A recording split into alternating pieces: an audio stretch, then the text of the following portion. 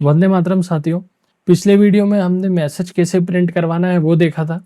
यदि आपने नहीं देखा है तो आई बटन पर क्लिक करके आप उस वीडियो को ज़रूर देखें, बहुत ही इंपॉर्टेंट वीडियो था वो। अब एक और इम्पॉर्टेंट वीडियो आज हम देखने वाले हैं। इस वीडियो में हम लोग देखने वाले हैं कि यदि हमें कीबोर्ड से इनपुट करना है, कीबोर्ड से कोई वैल्यू इनपुट कराना है यूज़र से रन टाइम पर, तो वो हम किस तरह से करवाएंगे। अच्छा, रन टाइम का मतलब क्या होता है ये आपने देखा होगा कि हमारा जो प्रोग्राम होता है वो कहीं ना कहीं ब्लू स्क्रीन पर हम बनाते हैं और जो आउटपुट देखते हैं वो हमारी ब्लैक स्क्रीन पर आता है हमारा आउटपुट। तो ब्लैक स्क्रीन पे जब हम होते हैं उस समय, जब हमारा प्रोग्राम रन हो रहा होता है उस समय यदि हमको यूज़र से कोई वैल्यू इनपुट करवाना है तो हम कैसे इनपुट करवाएंगे वो आज के वीडियो में हम लोग देखने वाले हैं। तो आइए स्टार्ट करते हैं।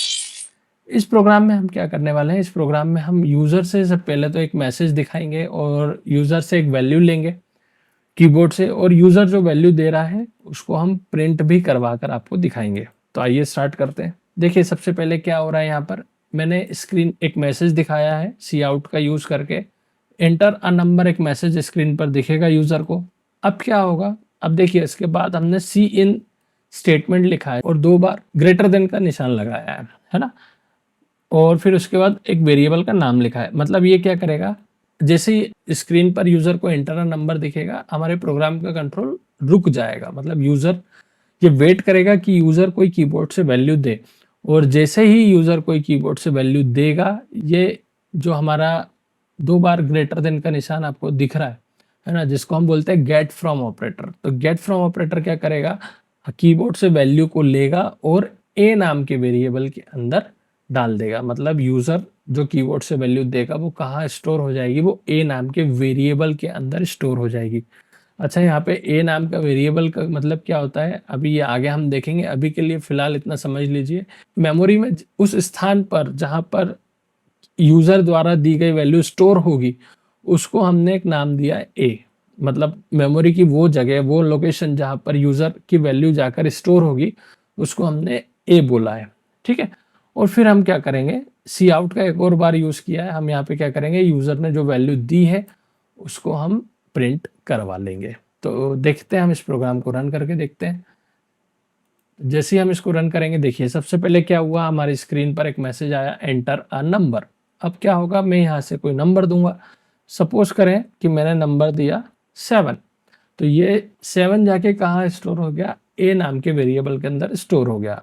और फिर मैं जैसे ही आगे एंटर प्रेस करता हूँ तो हम देखेंगे कि हमारे सामने ये मैसेज आ गया, the given number is equal to 7। मतलब जो ए के अंदर 7 स्टोर हुआ था वो हमने यहाँ पे प्रिंट भी करा लिया। अच्छा, ये दूसरी लाइन हमने किस तरह से प्रिंट कराई है, तो जो कॉमन मैसेज है the given number is equal to, ये एज इट इज प्रिंट हो गया। और फिर किसी वेरिएबल की वैल्यू कैसे प्रिंट कराते हैं ये और हमने यहाँ पे सीखा। एक बार और हमने पुट टू ऑपरेटर लगाया और यहाँ पे वेरिएबल का नाम लिख दिया जिसकी वैल्यू हमको प्रिंट करना है। अच्छा, एक चीज़ और अब हम देखते हैं कि यदि अभी तो फिलहाल मैंने यहाँ पर यूज़र से एक वैल्यू इनपुट कराई थी, अगर मेरे को 2 वैल्यू इनपुट कराना है तो किस तरह से हम इनपुट कराएंगे। तो मैं यहाँ पर थोड़ा सा चेंज करता हूँ, यहाँ पर मैं लिख देता हूँ एंटर नंबर्स। अब मैं क्या करने वाला हूँ, मैं यूज़र से 2 वैल्यू इनपुट कराने वाला हूँ और उन दोनों को ए और बी नाम के 2 वेरिएबल में स्टोर करने वाला हूँ और फिर उसको प्रिंट करवाने वाला हूँ, है ना। तो देखिए मैंने यहाँ पर ऊपर वेरिएबल डिक्लेयर किए हैं। ठीक है, मतलब कि जो मैं ए और बी नाम का जो वेरिएबल ले रहा हूँ, है ना, ऐसे 2 वेरिएबल लगेंगे मेरे को और उनका डेटा टाइप क्या होगा, इंट टाइप का। इंट टाइप का मतलब उसके अंदर हम किस टाइप की वैल्यू स्टोर करेंगे, इंटीजर वैल्यू स्टोर करेंगे। इंटीजर वैल्यू मतलब कि उन वैल्यूज के अंदर दशमलव नहीं आएगा, डेसिमल नहीं आएगा। ठीक है, तो 2 वैल्यू अगर मेरे को इनपुट कराना है तो उसके लिए सी इन स्टेटमेंट मेरा मैं कुछ इस तरह से लिखूंगा। जैसे मैंने अभी एक स्टेटमेंट लिखा था, अब मैंने क्या करा, 2 स्टेटमेंट लिख दिए, है ना। अब मतलब क्या होगा कि देखिए अभी ये क्या कर रहा था, अभी ये एक वैल्यू ले रहा था यूज़र से, अब ये 2 वैल्यू के लिए वेट करेगा, है ना। दोनों वैल्यू लेगा यूज़र से और फिर उसको क्या कर देगा, प्रिंट कर देगा।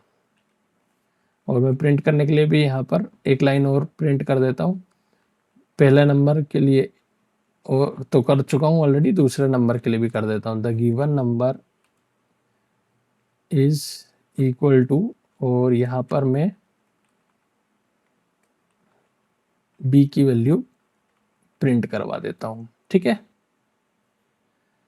तो यहाँ पर हम क्या करेंगे, दो वैल्यू लेंगे और दो वैल्यू ए और बी, और फिर उनको प्रिंट करा देंगे। अब प्रोग्राम को रन करके देखते हैं हम।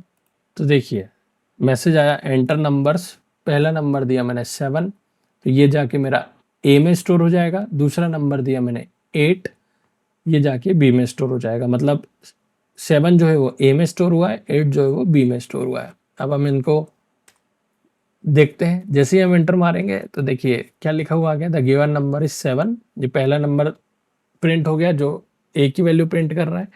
उसी तरह से the given number is equal to 8 जो कि क्या है हमारा बी की वैल्यू प्रिंट कर रहा है। अच्छा, अब इस लाइन को मैं चाहूँ तो इसको एक तरीके से और लिख सकता हूँ। अगर मैं सेम ये सी इन स्टेटमेंट को एक ही लाइन में लिखना चाहता हूँ तो मैं कुछ इस तरह से भी इसको लिख सकता हूँ, बोथ मीन्स सेम, है ना। तो आई होप आप लोगों को ये प्रोग्राम समझ में आया होगा। इसमें हमने देखा कि यूज़र से हम कीबोर्ड से वैल्यू किस तरह से लेते हैं, बहुत ही इंपॉर्टेंट चीज़ है ये। तो देखिए सी इन के फुल फॉर्म की बात करें तो सी इन का फुल फॉर्म होता है हमारा कंसोल इनपुट। ये किसको रिप्रेजेंट करता है, ये हमारे इनपुट डिवाइस कीबोर्ड को रिप्रेजेंट करता है ना। और ये जो होता है, ये दो बार जो ग्रेटर देन का सिंबल होता है, इसको हम बोलते हैं गेट फ्रॉम ऑपरेटर, या होता है हमारा ये एक्सट्रैक्शन ऑपरेटर। और फिर वेरिएबल का नाम जिसके अंदर हमको वैल्यू स्टोर कराना है, और at the end of the line हम क्या करेंगे, सेमीकोलन लगाएंगे। एक्चुअल में किस तरह से काम करता है, ये गेट फ्रॉम, गेट मतलब लेना, ये वैल्यू लेता है, कहाँ से लेता है, कीबोर्ड से वैल्यू लेता है। मतलब ये जो हमारा एक्सट्रैक्शन ऑपरेटर है ये कीबोर्ड से वैल्यू लेगा और वैल्यू को लेकर जो राइट साइड में वेरिएबल है उसके अंदर डाल देगा। आई होप आप लोगों को ये लाइन समझ में आई होगी कि हमारी ये जो सी इन स्टेटमेंट है वो किस तरह से काम कर रहा है ना। तो इस वीडियो में हमने देखा कि हम इनपुट किस तरह से ले सकते हैं। आई होप आप लोगों को मेरे द्वारा दी गई जानकारी पसंद आई होगी। ये दोनों चीज़ें बहुत इंपॉर्टेंट है। पिछले वीडियो में भी मैंने बताया था कि किसी भी लैंग्वेज को यदि आप सीख रहे हैं तो आपको इनपुट आउटपुट किस तरह से करते हैं, ये तो बेसिक चीज़ आपको सबसे पहले आना चाहिए। तो आई होप आप लोगों को ये दोनों ही चीज़ें समझ में आ गई होंगी। अब आने वाले वीडियोस में मैं आगे की कुछ चीज़ों के बारे में आपको बताने वाला हूँ, तो वीडियो को लाइक कर दें और चैनल को सब्सक्राइब कर लें। साथ ही हमारी टेलीग्राम चैनल को भी ज्वाइन कर लें ताकि ये सारी पीपीटीज और पीडीएफ्स जो मैं बनाने वाला हूँ आगे वो आपको मिलते रहे। ठीक है, अगले वीडियो में फिर से मिलेंगे, तब तक के लिए बाय बाय, वंदे मातरम।